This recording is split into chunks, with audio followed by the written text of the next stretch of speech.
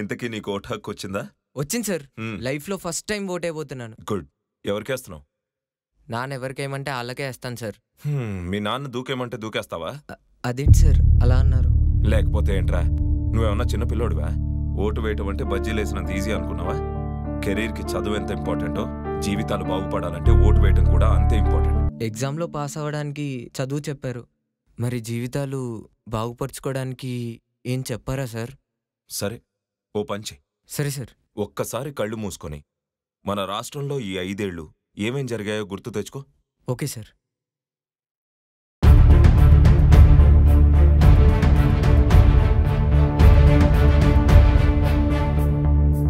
వామ్మో సార్. మొదటి అడుగు బలమేంటో నిరూపించు. చూపిస్తాను సార్. బాబుకి ఓటేస్తా, మన భవిష్యత్తును గెలిపిస్తా. బాబుని మళ్ళీ రప్పిద్దాం, చంద్రబాబుని మళ్ళీ రప్పిద్దాం.